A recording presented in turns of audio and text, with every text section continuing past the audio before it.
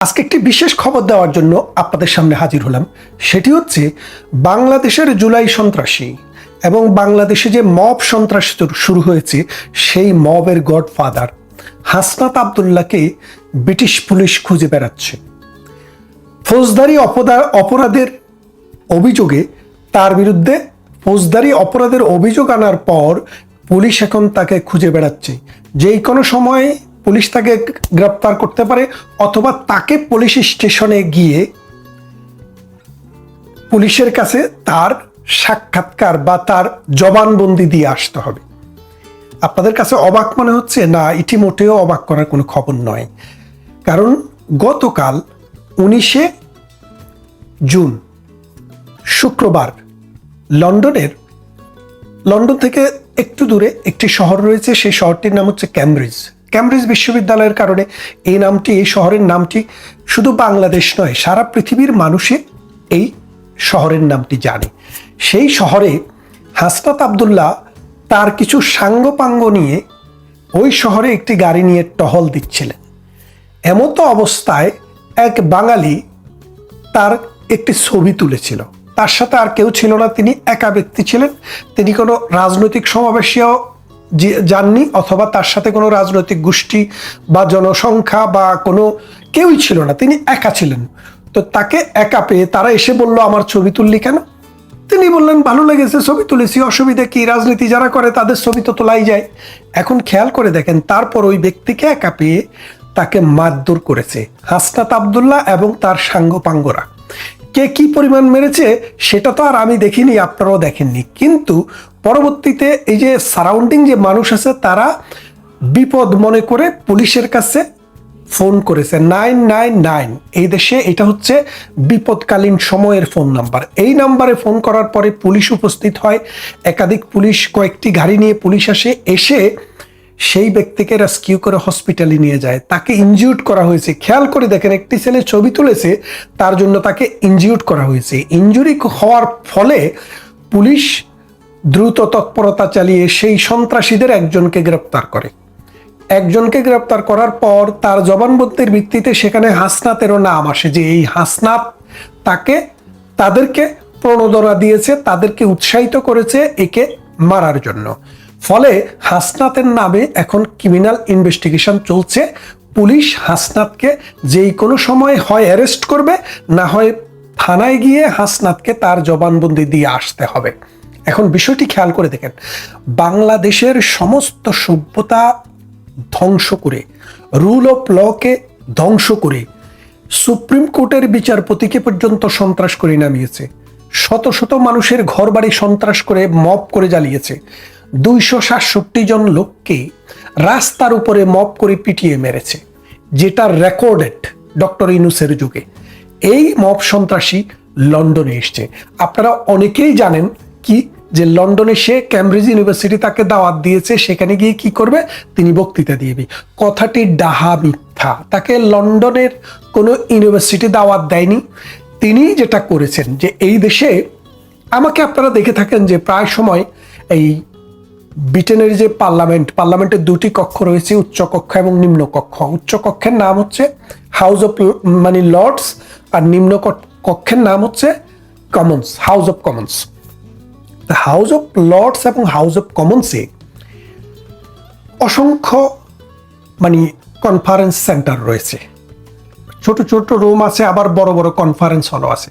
তা আপনারা কোনো ব্যক্তি এবং গোষ্ঠী, কোনো প্রতিষ্ঠান চাইলে সেটি ভাড়া করে আপনারা সেখানে সভা করতে পারবেন, সেখানে আলোচনা করতে পারবেন, ব্রিটিশের পার্লামেন্টের কোনো মেম্বারকে দাওয়াত দিতে পারবেন, অথবা সভ্য দুনিয়ার যে কোনো মানুষকে দাওয়াত দিয়ে নিয়ে সেখানে বক্তৃতা দেওয়াতে পারবেন। ঠিক তেমনি এই অক্সফোর্ড ইউনিভার্সিটি, ক্যামব্রিজ ইউনিভার্সিটি, হার্ভার্ডের কথা বলতে পারি না, সেটা আমেরিকাতে, সেখানে কিভাবে কাজ করে আমার আইডিয়া নেই। কিন্তু ক্যামব্রিজ এবং অক্সফোর্ড এটা তো ব্রিটেনের। এই দেশে আমি 2 যুগ থেকে বসবাস করি। সেখানে যে ইউনিয়ন আছে, সেই ইউনিয়নের একটি হল রয়েছে। এই হলটিতে কোনো ব্যক্তি এবং গোষ্ঠী চাইলে ভাড়া করে একটি হল নিয়ে সেখানে আলোচনা করতে পারেন। সেখানে রাজনৈতিক আলোচনা করতে পারেন, সামাজিক, অর্থনৈতিক, কন্টেম্পোরারি যে কোনো বিষয় নিয়ে আলোচনা করতে পারেন। হাসনাতরা ওই ছাত্র শিবিরের মাধ্যমে, এই জামাতি যে সাগুরা আছে তাদের মাধ্যমে সেই রকম একটি হল বুকিং করেছে, ভাড়া নিয়েছে। সেই হলটি ভাড়া নিয়ে সেখানে তারা নিজেরা বক্তৃতা দিতে এসছে। আসলে তাদেরকে কোনো অক্সফোর্ড ক্যামব্রিজ কেউ দাওয়াত দিয়ে এখানে আনেনি, আনার কোনো কারণ নেই। এইসব মব সন্ত্রাসীদেরকে গুলি করলে দুইটা ইংরেজি শব্দ আসে না। এখন অক্সফোর্ড ক্যামব্রিজের লোকেরা তার কাছ থেকে বাংলায় বক্তৃতা শুনবেন, সেটা আপনারা ভালোই বুঝতে পারছেন। এখন কথা হচ্ছে হাসনাতের এখন কি হবে। হাসনাতের যেটা হবে, এই দেশ বাংলাদেশের মতো মব সন্ত্রাস করে জিতার কোনো সম্ভাবনা নেই। বাংলাদেশে যেভাবে মবের মাধ্যমে সমাজ রাষ্ট্রকে অবজ্ঞা করে হাসনাতরা অনেক কিছু করতে পেরেছে, এই দেশে পারবে না। এই দেশে হাসনাত যখন আসে, ছাত্রলীগ যুবলীগের ছেলেবেলেরা সেখানে গিয়ে তাকে জুতা দেখিয়েছে, কালো পতাকা দেখিয়েছে, ডিং নিক্ষেপ করেছে, কিন্তু তাকে গায়ে কেউ আঘাত করেনি। কেন করেনি? কারণ আওয়ামী লীগ বা যুবলীগ বা ছাত্রলীগ যারা করে তারা রাজনৈতিকভাবে সেটার প্রতিবাদ করেছে, যেটা এই দেশের আইনে বৈধ। কিন্তু কেউই তাকে জোতা পেটাও করেনি, ঝাড়ু পেটাও করেনি, মাইদুরও করেনি, কারণ এটা আইনের বিরোধী। কিন্তু হাসনাতরা যেটা করেছে, তার সাঙ্গপাঙ্গরা যেটা করেছে, ব্যক্তির গায়ে হাত তুলে ব্যক্তিকে পিটিয়েছে এবং একা একজন মানুষকে, যার কারণে এটি ক্রিমিনাল আইনে অপরাধ হিসেবে গণ্য এবং এই জন্য তার বিরুদ্ধে প্রসিকিউশন হবে। যদি প্রসিকিউশনে তিনি দোষী সাব্যস্ত হন, এই জুলাই সন্ত্রাসী, এই মব সন্ত্রাসী, এই কালাফাটা নামে খ্যাত ব্যক্তি যদি আপনার দোষী সাব্যস্ত হন, তাহলে চিরজীবনের জন্য কখনো আর তিনি ব্রিটেনে প্রবেশ করতে পারবেন না। ব্রিটেন এখন এমন শক্ত আইন করেছে, যদি কোনো ব্যক্তি ক্রিমিনাল কনভিকশন হয়, ছোট হোক আর বড় হোক, একটা 10 টাকার জিনিস চুরি করেছেন, একটা কনভিকশন হয়েছে, তাহলে আপনি এদেশে সেটেল হলেও আর কখনো আপনি ব্রিটিশ হতে পারবেন না। এমনকি ব্রিটিশ সিটিজেন শামীমা বেগমের কথা জানেন, ওই জিহাদি বাইড হয়ে চলে গিয়েছিল এই কি বলে যে আইএস জঙ্গিদের কাছে, সেখানে গিয়ে বিয়ে করে 3-3টা বাচ্চা হয়েছে, তার জন্ম এই দেশে, কিন্তু তাকে আর এই দেশে ফিরতে দেওয়া হয়নি। কেন দেওয়া হয়নি? কারণ এই সন্ত্রাসবাদকে, এই জঙ্গিবাদকে এবং এই অন্যায়কে ব্রিটেন আর সাপোর্ট করে না। সুতরাং এই হাসনাত যদি দোষী সাব্যস্ত হয়, তাহলে চিরতরের জন্য ব্রিটেনের পথ, ব্রিটেনের বিমান এবং এই ব্রিটেনের মাটি তার জন্য নিষিদ্ধ হয়ে যাবে। শুধু কি ব্রিটেন, পৃথিবীর অন্যান্য দেশও তাকে ভিসা দিতে সহজে দেবে না। অনেক চিন্তা করবে। কেন চিন্তা করবে? যেই ব্যক্তি বাংলাদেশের সন্ত্রাসকে, বাংলাদেশের মবকে ব্রিটেনের মতো সভ্য সুশৃঙ্খল একটা রাষ্ট্রে নিয়ে গেছে, সেই রাষ্ট্রের বিচার ব্যবস্থায় যদি তার দোষী সাব্যস্ত হয়, তাহলে আপনারা ধরে নেন আমেরিকা, অস্ট্রেলিয়া, কানাডার মতো দেশসমূহ তাকে আর ভিসা দেবে না। তাহলে এই জুলাই সন্ত্রাসীরা শুধু দেশে নয়, বিদেশে এসেও সন্ত্রাসী কার্যক্রমে অংশগ্রহণ করছে অথবা সন্ত্রাসকে প্রবোধ দিচ্ছে। আপনারা একটু খেয়াল করেন কথা, যে তাকে সেদিন কালো পতাকা দেখানোর জন্য, ডিম থেরাপি দেওয়ার জন্য অনেক, ওই যে বললাম যুবলীগ, ছাত্রলীগ বা অন্যান্য ছেলেপেলেরা গিয়েছিল। সেখানে যাওয়ার পর সে তাদেরকে মিডল ফিঙ্গার দেখাইছে। মিডল ফিঙ্গার কে দেখায় জানেন? রাস্তার লোকেরা। এই দেশে যারা মনে করেন ড্রাগ এডিক্টেড, পতিতাবৃত্তিতে মানে জড়িয়ে গেছে অথবা কোনো ধরনের এন্টি সোশ্যাল বিহেভিয়ারে জড়িয়ে গেছে, তাদের কথায় কথায় মাঝখানের আঙুল দেখাবে, কথায় কথায় অ্যাপ ওয়ার্ড বলবে। ঠিক হাসনা তো জনগণের প্রতি সেইরূপ বিহেভিয়ার করেছে। তার মানে সেই যে কোন লেভেলের লোক, তার সন্ত্রাসবাদিতা, তার জঙ্গিবাদিতা, তার রাষ্ট্রধ্বংস এবং রাষ্ট্রের সভ্য মানুষের প্রতি যে তার মানে ঘৃণা, সেটাই কিন্তু সে দেখিয়েছে। তাই এই হাসনাতের বিরুদ্ধে সারা বিশ্বে যেখানেই সে যাবে, সেখানেই কিন্তু মানুষ প্রতিবাদ করবে, তাকে জুতা দেখাবে, কালো পতাকা দেখাবে এবং ডিম থেরাপি দিবে। এ থেকে নিষ্কৃতি হাসনাত বেঁচে থাকা অবস্থায় আর কখনো পাবে না। আর যদি এই সমাজ, এই রাষ্ট্র আবার কোনোদিন সভ্য হয়, তাহলে এই সভ্য রাষ্ট্রের আইনে রাষ্ট্রদ্রোহের অপরাধে তাদের মৃত্যুদণ্ড নিশ্চিত হবে। তবে সেটা আরো পরের কথা। এই মুহূর্তের কথা হচ্ছে হাসনাতকে ব্রিটিশ পুলিশ খুঁজছে এবং তাকে পুলিশের কাছে জবানবন্দি দিতে হবে এবং তার বিরুদ্ধে প্রসিকিউশন প্রায় অনেকটাই নিশ্চিত, যেহেতু তিনি এই সন্ত্রাস এবং অপরাধ কর্মকাণ্ডের সাথে জড়িত ছিলেন বলে তার সাথে যারা ছিল তাদের একজন পুলিশকে নিশ্চিত করেছে। এবং এটা যদি হয়, এই ব্রিটেনের পথ এবং সভ্য দুনিয়াতে তাদের দুয়ার আস্তে আস্তে বন্ধ হয়ে যাচ্ছে। ভারতে নিযুক্ত ইসরায়েলের রাষ্ট্রদূত রেউবেন আজারের যে মন্তব্য বাংলাদেশে হামাসের কার্যক্রম আছে, এই ব্যাপারে সারা বাংলাদেশে তোলপাড়, যারা এসব নিয়ে কন্টেন্ট ক্রিয়েট করেন তারা সবাই কথা বলেছেন, কিন্তু আমাদের পররাষ্ট্র মন্ত্রণালয় থেকে কোনো কথা বলা হয় নাই। আমরা দেখি আসলে ইসরায়েলের রাষ্ট্রদূতের এই বক্তব্যের সত্যতা কতটুকু, এটার কি ধরনের প্রভাব ভবিষ্যতে বাংলাদেশের উপর পড়তে পারে। প্রথম কথা হলো, হামাসের যে কার্যক্রম বাংলাদেশে বা হামাসের প্রভাব বিস্তার হচ্ছে বাংলাদেশে নতুন করে বা পুরনো করে, এইটা বিবেচনা করার আগে আমাদের আসলে ইসলামিক জঙ্গিবাদটাকে বোঝা দরকার। ইসলামিক মৌলবাদ এবং জঙ্গিবাদ দুইটা থিওরিতে চলে, দুইটা তত্ত্ব ওদের মধ্যে আছে। একটা তত্ত্বটাও মূলত উম্মার তত্ত্ব। আপনি দেখবেন যে এই উম্মা হলো মানে সমাজ। এটা কিন্তু পৃথিবীতে অন্য কোনো ধর্ম এইভাবে সমাজকে কল্পনা করে না। একটা তত্ত্বে বলে যে ইসলামিক উম্মা হলো অলরেডি এটা এক্সিস্ট করে, সারা পৃথিবীর মধ্যে যত মুসলমান আছে, সেটা যুক্তরাষ্ট্রে হোক, ইসরায়েলে হোক, ভারতে হোক, বাংলাদেশে হোক, এরা সবাই একটা সমাজ। এটা অলরেডি এটার অস্তিত্ব রয়েছে। দ্বিতীয় যে তত্ত্বটা আছে, সেই তত্ত্বে বলে যে সারা পৃথিবীতে একটা ইসলামিক সমাজ কায়েম করতে হবে। পার্থক্যটা বোঝার চেষ্টা করুন। এক পক্ষ মনে করে যে অলরেডি সমাজটার অস্তিত্ব রয়েছে, এই পক্ষ হলো মোটামুটি শান্তিবাদী। এরা মনে করেন যে শান্তিবাদী, এরা প্রত্যক্ষভাবে যুদ্ধ করে পৃথিবীতে মুসলমানদের অর্থাৎ আধিপত্যে পৃথিবীকে আনতে চায় না।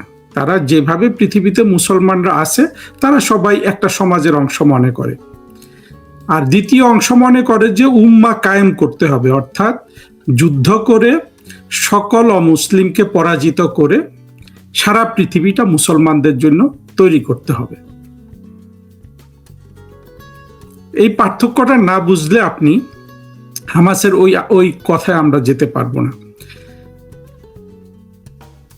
তবে এই যে দুইটা পক্ষ আছে, দুইটা পক্ষের মধ্যে আমি যেটা বুঝি, যারা মনে করে যে অলরেডি উম্মাটা এক্সিস্ট করে এবং সেটাকে যুদ্ধ করে বাস্তবায়ন করার দরকার নেই, তারা পিসফুলি এটাকে এক্সটেন্ড করতে চায়। বিভিন্ন দেশে, আপনার পশ্চিমা দেশে, বিভিন্ন দেশে শান্তিপূর্ণভাবে ওয়াজ মাহফিল করে।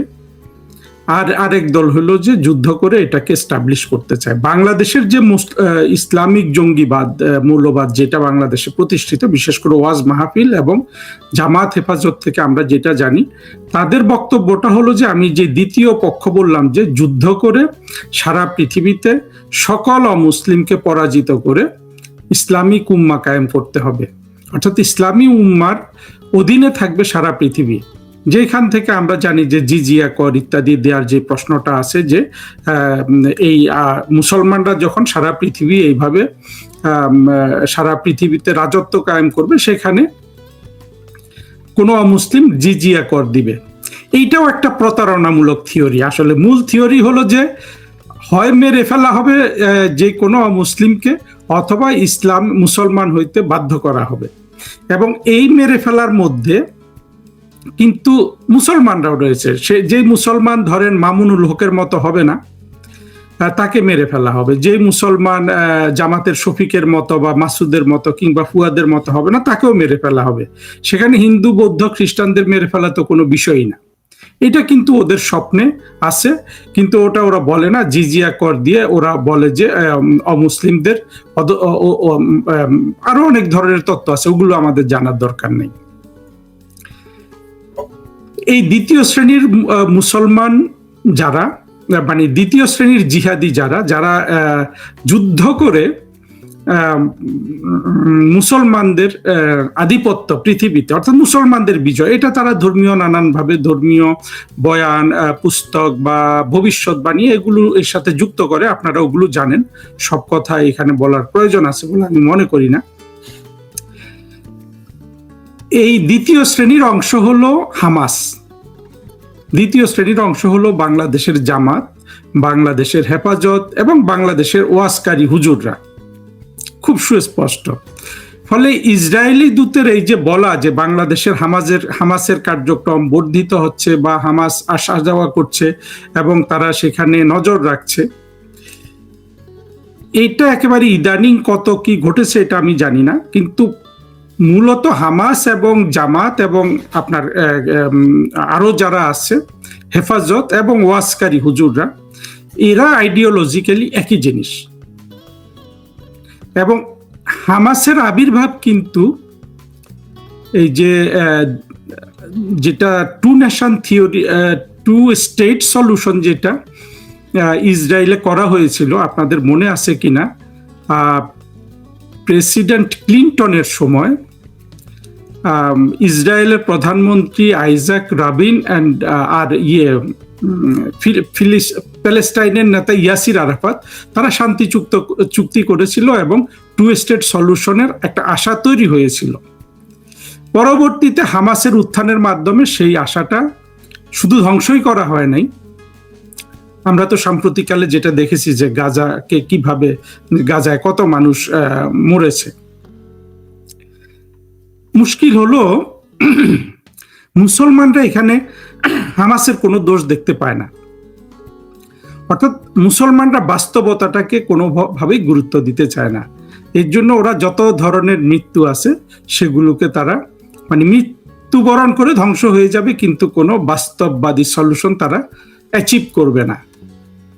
কিন্তু দেখবেন হামাসের যেসব নেতা বা ইত্যাদি আছে, এরা কিন্তু অনেক আরাম আয়েসে জীবন যাপন করে। নিরীহ প্যালেস্টাইনিদের মৃত্যুর পরিবর্তে ওরা কিন্তু যে কাতারে এখানে সেখানে বিশাল ধন সম্পত্তির মালিক হয়ে জীবন যাপন করে। বাংলাদেশের হুজুররাও কিন্তু তাই, কোর হুজুর যারা, প্রত্যেকেই কিন্তু অর্থ কামাই করছে, ওয়াজ মাহফিল করে মৌলবাদ ছড়িয়ে। জামাতেরও তাই, হেফাজতেরও তাই, যারা মূল নেতা ওরা কিন্তু যথেষ্ট সমৃদ্ধশালী এবং ওরা যথেষ্ট ধনী, কিন্তু ওদের কার্যক্রমের কারণে বাংলাদেশ আজকে যেমন হুমকির সম্মুখে, যেমনটা আমরা ইসরায়েলে দেখেছি হামাসের কার্যক্রমে প্যালেস্টাইনিরা অলমোস্ট ধ্বংস হয়ে গেছে। গাজার মুসলমান যদিও হ্যাঁ তারা এই দুঃখ কষ্ট হয়তো মুসলমানদের যে থিওরি আছে আবার প্রচুর জন্ম প্রদান করে আবার সংখ্যা বাড়াবে, দেখেন এটা একটা এন্ডলেস কষ্টের পথ বেছে নেয়া, যে এই পথটা হামাস তৈরি করলো। হামাসের যদি উত্থান না ঘটতো, অনেকে আবার বলে যে হামাসের উত্থান ঘটিয়েছে ইসরায়েল, যুক্তরাষ্ট্র, এগুলো বলে, সেই দিকটা এগুলো সব কনস্পিরেসি থিওরি।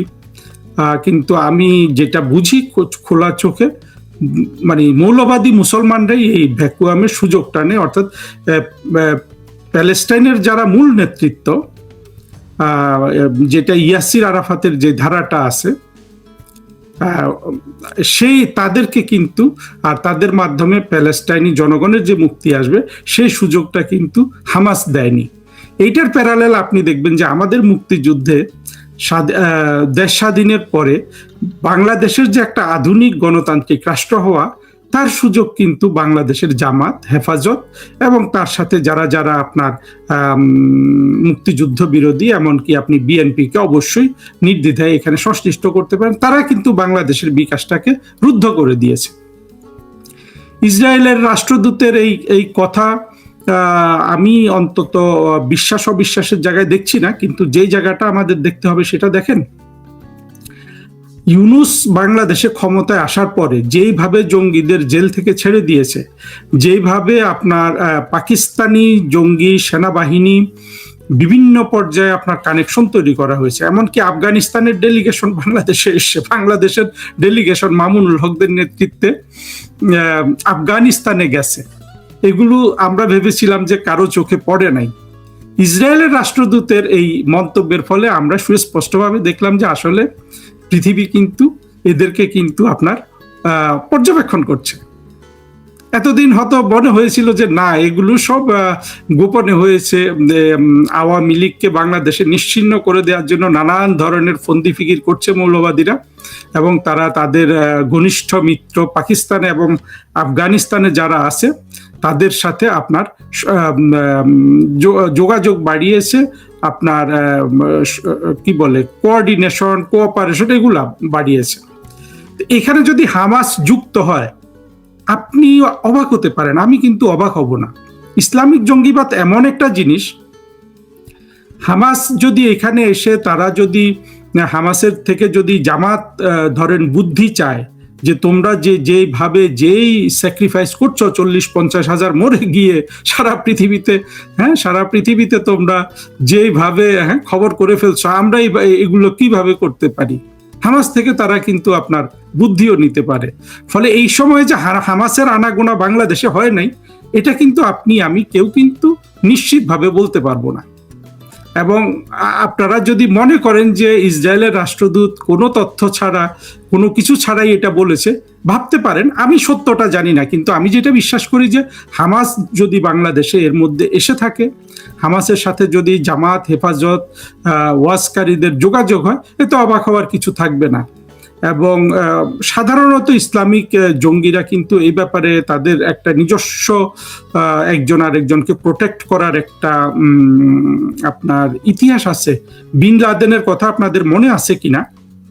মার্কিন যুক্তরাষ্ট্র কিন্তু তালেবানকে বলেছিল যে বিন লাদেনকে আমাদের হাতে তুলে দাও। তখন যদি বিন লাদেনকে তালেবান মার্কিন যুক্তরাষ্ট্রের হাতে তুলে দিত প্রেসিডেন্ট জুনিয়র বুশের সময়, তাহলে কিন্তু আফগানিস্তানের বোমা বর্ষণ এবং যেগুলো হওয়ার কথা সেগুলো করার কোনো কারণ কিন্তু যুক্তরাষ্ট্রে থাকতো না। মোল্লা ওমর কিন্তু বিন লাদেনকে আপনার প্রেসিডেন্ট বুশের হাতে তুলে দেয়নি, অর্থাৎ মার্কিনীদের হাতে তুলে দেয়নি। না দিয়ে কি করেছে, বিন লাদেনের মেয়েকে মোল্লা ওমর বিয়ে করেছে, মোল্লা ওমরের মেয়েকে বিন লাদেন বিয়ে করেছে। একজন আরেকজনের মেয়ের জামাই, একজন আরেকজনের শ্বশুর। এভাবে তারা ওখানে আপনার তোরা বোরা পাহাড়ে জীবন উপভোগ করেছে। পরবর্তীতে আমরা ওসামা বিন লাদেনের কাহিনী জানি, মোল্লা ওমরের কাহিনী জানি।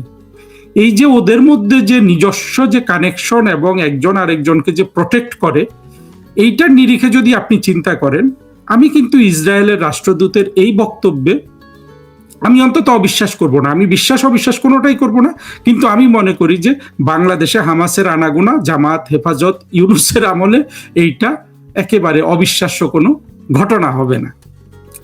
এখন হলো যে এই ইসরায়েলের রাষ্ট্রদূতের এই বক্তব্যের প্রভাব কি? এর মধ্যে অবশ্য তাজ হাশমিরা বা অন্যরা চিৎকার শুরু করবে যে এখন তো ইসরায়েল, যেহেতু মার্কিন যুক্তরাষ্ট্র ইরানে পরাজিত হয়ে গেছে, চুক্তি করে ফেলেছে, এখন ইসরায়েলের ধ্বংস অল্প কিছু দিনের মধ্যে হয়ে যাবে।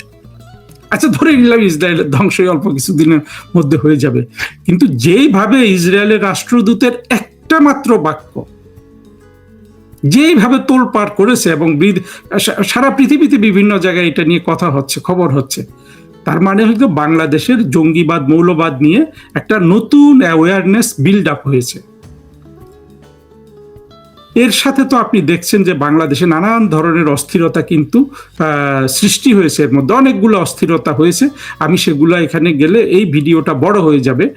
যেটা ইমিডিয়েটলি হবে সেটা হলো যে আপনার আমাদের যে দুর্ভাগ্য, অর্থনৈতিক দুর্দশা চলছিল, যেটা আসলে বিদেশি বিনিয়োগ ছাড়া কোনোভাবে আপনি তুলতে পারবেন না, সেইটার উপর একটা ডাইরেক্ট প্রভাব ইতিমধ্যে কিন্তু এটা তো প্রভাব ছিলই। আমরা বলেই আসি যে বাংলাদেশে কোনো বিদেশি বিনিয়োগ আসবে না, এটা তো আশিকও স্বীকার করে নিয়েছে না, সে বলছে না যে আমরা এখন অভ্যন্তরীণ বিনিয়োগের দিকে মনোযোগ দিচ্ছি, আমাদের পক্ষে বিদেশি বিনিয়োগ আনা সম্ভব নয়। এটা বলে আবার বলছে যে আমরা চীনে একটা দূতাবাস খুলবো, অর্থাৎ বিডার একটা অফিস, আশিকের যে অফিসের একটা এক্সটেনশন তারা চীনে খুলবে। অর্থাৎ দেখেন দেশের মানুষের টাকা কিভাবে নষ্ট করছে, এবং তারেক রহমানও সেটাকে আপনার এগিয়ে নিয়ে যাচ্ছে। যেটা হতে যাচ্ছে আসলে একদিক থেকে অস্থিরতা যেমন বাড়ছে, এবং বাংলাদেশের মৌলবাদীরা তো এখন খুবই উৎফুল্ল, তাদের যে মূল উদ্দেশ্য বাংলাদেশের মৌলবাদীদের যদি এটাও যদি উদ্দেশ্য হতো যে যুদ্ধ করে বাংলাদেশে ইসলাম কায়েম করবে, সেইটা কি আপনি মানবেন? আমরা মানবো, সেটার ক্ষতিও অনেক। কিন্তু এদের আরো একটা আপনার উদ্দেশ্য হলো যে 71-এ মুক্তিযুদ্ধের সময় যে পরাজিত হয়েছিল তার প্রতিশোধ গ্রহণ করা, ভারতের উপর প্রতিশোধ গ্রহণ করা, এবং বাংলাদেশের আওয়ামী লীগ এবং মুক্তিযুদ্ধের পক্ষের শক্তি যার প্রতিনিধিত্ব আওয়ামী লীগ করে। এখন তো আসলে আওয়ামী লীগ ছাড়া বাংলাদেশের মুক্তিযুদ্ধের প্রতিনিধিত্বকারী কোনো দলই নেই। এদেরকে ধ্বংস করা, প্রতিশোধ করা। কিন্তু সারা পৃথিবী আবার ওদেরকে অবলোকন করছে।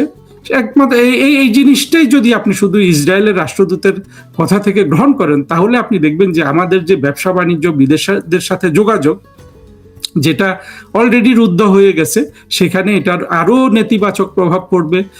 হামাস বাংলাদেশে আছে অলরেডি, আপনার সবই আছে এখানে, আল কায়েদা আছে, কয়দিন পরে এগুলোও শুনবেন, জয়শি মোহাম্মদ, তারপর লস্করি তৈবা, তালিবান, পাকিস্তানি তালিবান, আফগানিস্তানি তালিবান, সবকিছুর কিন্তু সংমিশ্রণ এখন বাংলাদেশে হচ্ছে।